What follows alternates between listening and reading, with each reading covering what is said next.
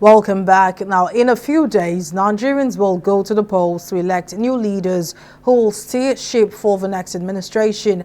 However, there are doubts, apprehension, as well as optimism over the readiness of the Independent National Electoral Commission (INEC) for the exercise, given the concerns that abound. In the midst of all the apprehension, the INEC chairman, Mahmood Yakubu, has reassured Nigerians and the international community of the Commission's commitment to safeguarding the integrity of the electoral process and delivering the best election ever in the history of Nigeria. Speaking recently with the Commonwealth Pre-Election Assessment Mission in Abuja, Yakubu said his commission is on top of anticipated challenges. Now, last week, INEC, through its National Commissioner and Chairman of Information and Voter Education Committee, Festus Okoye, debunked reports that the Commission has contracted the logistics of the 2023 general election materials to the National Union of Road Transport Workers in Lagos State and the Lagos State Parks Management Committee, led by Musiliu Akinsonya, popularly known as MC Oluomo. The Commission also announced that elections will not be held in 240 polling units nationwide due to absence of registrants. Now, joining me on the program to assess INEC's preparedness for the 2023 elections is political affairs analyst Olufemi Lawson. It's good to have you join me on the program. Now, INEC has continuously given assurances that it is committed to safeguarding the integrity of the country's electoral process. Now, do you see INEC poised to deliver a credible election? And are there indices to indicate INEC's preparedness or otherwise? Thank you. Good afternoon. Thank you for having me. If you look at the preparation of INEC for months, even before where we are now, you will come to agree that INEC has been committed to delivering a credible election come February 25 and subsequent one in March 11.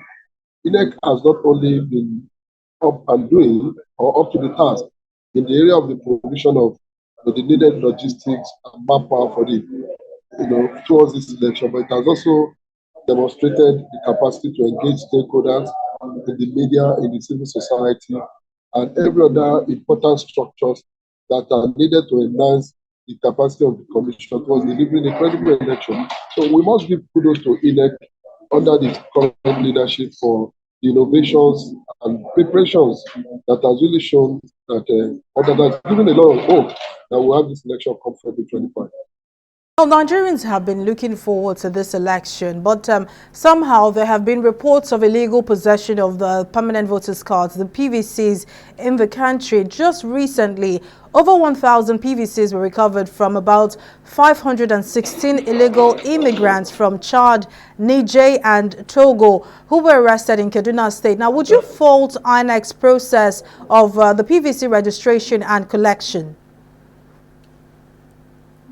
The INEC may not be solely blamed for the proliferation of our electoral system by people who ordinarily are not eligible to vote, particularly those foreigners, many of whom are illegal migrants into the country. But when you have a country without a clear-cut social security base, as we speak today, Nigeria cannot really give a definite figure of the number of our citizens.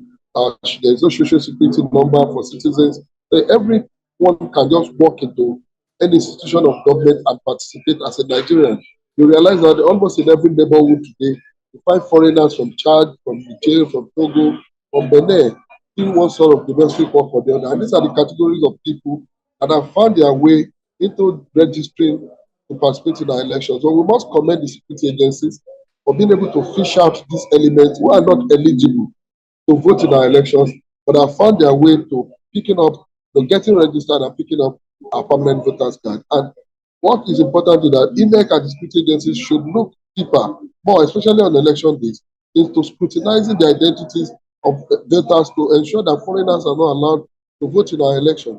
And also, it is also important to say this, that irrespective of how much people try to produce fake permanent voters card, they cannot be used if we are going to go by the efficiency of the BVAS machine, which is now the tool being employed by INEC to conduct this election. So people can just wake up and produce cards in the name of PVC. But the truth is that these PVCs are programmed to work with the the bimodal voter certification machine, and without the cards being authentic, it cannot in any way work, and such persons cannot be accredited for our election. INEC has gone further than we think in terms of technology in ensuring that our elections are credible, they have integrity, and of course, protect the integrity of our democracy. It seems like you have just commendations for INEC, but there is a disturbing concern with the recent ruling of the Osun State Election Tribunal that annulled the result declared by INEC, citing overvoting in about over 700 polling units. Now, the Commission has clarified that the late submission of the final list of voters is the reason for the confusion. But I must ask what steps you think can be taken to avoid such kinds of cases in these general elections. It's one of the two states where the beavers, was perverted in the conduct of election by INEC. So we may not have expected that the commission would have delivered on the efficiency of beavers 100% in that election. But the lessons that have been learned from Ekiti and Osho is that even with beavers, there could still be loopholes, there could still be shortcomings on the part of on the area of application, computation of votes, and the like.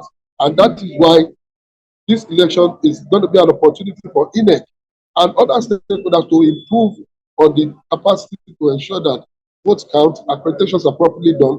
So I don't think it was a big minus for INEC if having conducted election in thousands, tens of thousands of polling units, and only about 700 or thereabout were found to be faulty in the area of the outcome of accreditation compared to election results. So I think it is not enough to call INEC low.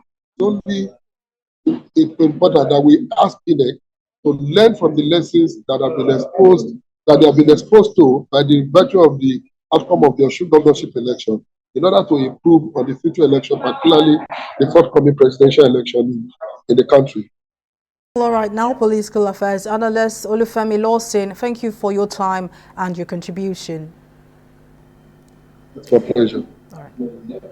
Well, that's our program this week. Thank you for watching. I am Mary Kanu. Bye for now.